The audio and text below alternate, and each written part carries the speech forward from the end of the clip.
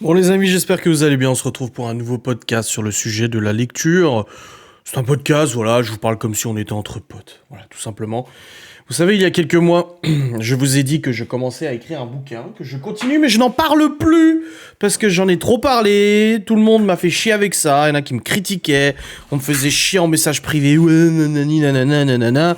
On a même essayé de... Alors ça c'est pépite, parce qu'on va parler de lecture et d'écriture, mais ça c'est pépite. On a même essayé de m'extorquer des choses. Je vais pas te mentir, hein. Je suis contacté un jour sur Instagram, donc j'annonce que je vais écrire un bouquin, machin et tout ça. Je dis que voilà, je suis pas écrivain de base, je sais pas comment ça marche, tout ça. Et on me contacte en me disant bonjour, je suis écrivaine, machin, machin, je suis très intéressé de collaborer avec vous. Je sais plus ce qu'elle me dit exactement, la gonze. Mais voilà, je vous propose d'écrire votre livre, je saurai retranscrire très exactement ce que vous souhaitez, machin, blabla et tout. Elle m'envoie des fleurs, machin, ouais, c'est bien. Je sais plus ce qu'elle a dit. Franchement, honnêtement, je me souviens plus exactement, mais en gros, elle a proposé de m'écrire mon book. Voilà, elle m'a dit qu'elle était écrivaine et qu'elle pouvait m'écrire mon livre et tout ça, blabla. Voilà. Ah oui, voilà, j'ai retrouvé le message. Je me permets de vous envoyer un message car j'ai reçu de nombreux messages venant de vos abonnés concernant votre envie d'écrire un livre sur votre vie. Donc cette personne s'appelle Jerry Nucci ou je sais pas quoi. Elle est publique, hein. C'est un profil public, j'ai aucun problème pour le dire, je ne risque rien.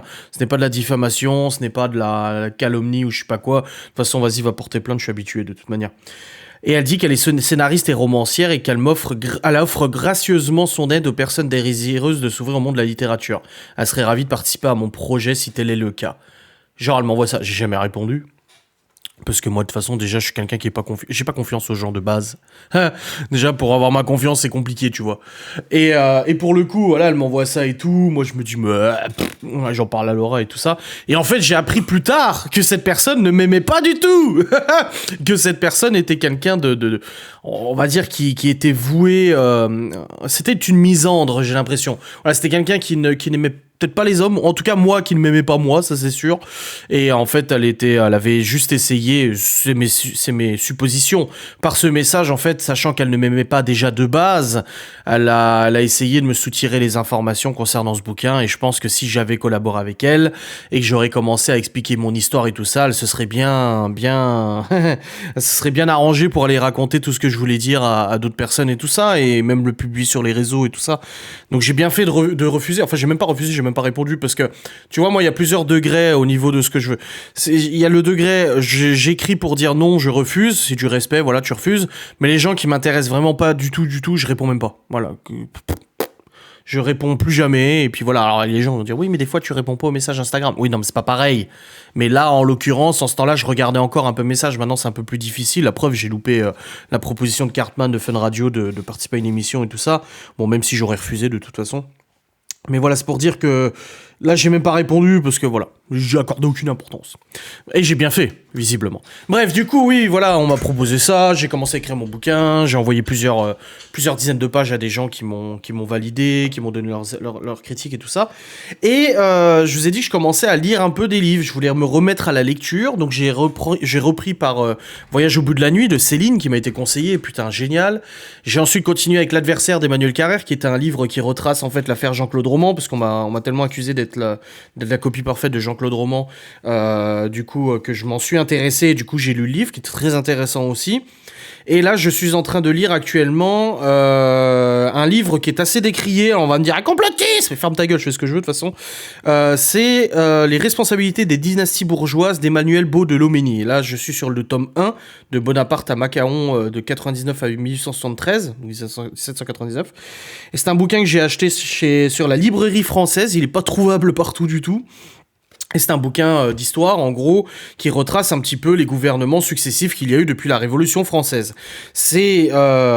Attention, c'est très très sourcé. Donc encore une fois, c'est comme ça que je me défends quand j'en parle et des gens qui connaissent en disant ouais, mais c'est du complotisme, ça parle des grandes familles bourgeoises qui dirigent notre monde depuis des centaines d'années. Oui, mais c'est sourcé. Encore une fois, c'est sourcé. Après, moi, je force personne à le lire, personne à y croire. Je m'en fous complètement. Vous faites ce que vous voulez. Si vous avez envie de lire Choupi, vous lisez Choupi. Je sais même pas si si ça se lit d'ailleurs, mais si vous avez envie de dire ça, vous lisez ça. Voilà, moi je vous dis juste que je lis. Le problème en fait actuellement, c'est que je m'étais dit que je voulais lire 2 bouquins par mois. Alors j'ai commencé fort, j'ai commencé avec Voyage au bout de la nuit, j'ai acheté Mort à crédit aussi, j'ai acheté plusieurs ouvrages, et aussi du coup l'adversaire. Et le problème, c'est que je n'arrive pas à lire. Je n'arrive pas à lire parce que je suis soit pas discipliné correctement pour la lecture, soit je n'ai pas le temps. Et là, ce bouquin, ça fait plusieurs mois que je le lis. Je suis qu'à la moitié du livre. Donc, c'est un ouvrage qui fait... bon, il est en plusieurs tomes. Là, il fait 243 pages. J'ai lu que la moitié parce que j'arrive pas à me poser à le lire. Je n'arrive pas à trouver des moments. Alors, je sais pas, moi, c'est pour ça que je fais ce podcast aussi. J'en appelle à vous. Comment vous vous disciplinez au niveau de la lecture? N'hésitez pas à me dire en commentaire comment vous disciplinez si vous écoutez... si vous écoutez ce podcast sur YouTube et pas un autre où vous pouvez pas mettre de commentaires, mais je suis curieux de savoir du coup comment vous arrivez à vous discipliner. Et j'essaie de m'imaginer des moments où j'aurai le temps de lire, et en fait je me dis ben non, c'est pas possible, j'ai pas le temps de lire. J'ai pas le temps, c'est juste pas possible. Donc c'est un peu compliqué. Le soir quand je vais au lit, je suis sur mon téléphone quelques minutes, après je m'assoupis. Donc j'ai pas le temps de le lire. La journée, je fais pas de sieste, donc j'ai pas le temps de le lire non plus. Je suis toujours occupé à quelque chose, je travaille. Si je travaille pas, il y a les enfants à s'occuper. S'il y a pas les enfants, il y a du ménage. S'il y a pas du ménage, il y a des courses. Enfin, il y a toujours quelque chose à faire. Et d'un autre côté, je suis aussi du genre à me dire, quand on veut, on peut. Donc c'est ça qui m'embête un petit peu. Donc j'aimerais continuer à lire parce que voilà, j'aime beaucoup cette lecture, j'aime beaucoup lire, j'aime beaucoup m'instruire, mais c'est tellement plus facile de s'instruire par des vidéos, des reportages sur le PC, plutôt que de bouquiner en fait, parce que j'arrive à faire 2 choses en même temps. Du coup j'arrive à écouter des reportages, mais en même temps à travailler, tandis que quand t'es dans le bouquin, tu peux pas... Alors il y a les livres audio, j'ai essayé, j'étais abonné à Audible, un service d'Amazon. J'ai écouté comme ça, du coup, Nietzsche. Donc, j'ai écouté 2 ouvrages de Nietzsche en audio, en livre audio. C'était très intéressant. Ça me permettait d'écouter dans la voiture. Ça me permettait d'écouter quand je faisais d'autres choses, du rangement, des trucs comme ça. Donc, c'est vrai que c'est plus simple. Mais y a pas en fait, je trouve... Je sais pas comment expliquer, mais je trouve qu'avec les livres audio, c'est très bien, c'est une bonne chose pour certaines personnes, mais moi j'arrive pas avec les livres audio parce que j'ai l'impression qu'en fait c'est de la... je sais pas comment expliquer ça, mais quand j'écoute un livre audio, il n'y a pas la saveur du livre en fait. Il n'y a pas la saveur du livre. Je trouve que c'est vachement intéressant, c'est bien, mais il n'y a pas la saveur. La saveur en fait c'est l'imaginatif. Je trouve qu'il manque ce côté, en fait, lecture, ce côté où ton cerveau, il va travailler pour imaginer les choses que tu n'as pas quand tu fais... pas forcément, en tout cas, moi, je ne l'ai pas quand je fais des livres audio. C'est un peu plus compliqué. J'ai l'impression, en fait, d'ouvrir la bouche comme ça et qu'on me nourrisse à l'entonnoir, tu sais, avec les livres audio. J'ai l'impression que c'est tellement facile de faire des livres audio, de les écouter, pas de les faire, mais de les écouter, que du coup, bah, c'est pas comme un bouquin. C'est pas comme un bouquin. Et ça part de sa saveur. Donc, je me suis désabonné d'Audible. J'en ai lu 2, enfin j'en ai écouté 2, et tu vois, c'est pas de la lecture, et voilà, je me suis désabonné, et je suis repassé sur les bouquins, mais là, j'ai beaucoup de mal en ce moment à prendre du temps pour lire. Pourtant, j'aimerais bien, mais je sais pas, il y a toujours quelque chose à faire, il y a toujours un truc à faire, que ça soit du travail, du quotidien ou autre, il y a toujours quelque chose pour empêcher de prendre ne serait-ce qu'une demi-heure de lecture et tout ça, et pourtant, en une demi-heure, on lit beaucoup de pages, tu vois. Donc je sais pas comment discipliner, si vous avez des astuces, bah prends-toi un petit moment dans ta journée. Ouais, je sais, mais je suis blindé quoi.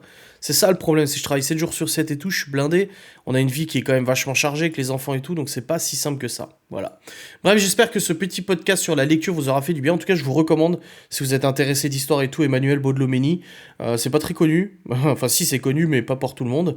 Et franchement, ça mérite un peu son attention. Après, comme d'habitude, je vous dis, je vous invite pas à croire, dur comme fer, tout ce qui est marqué partout.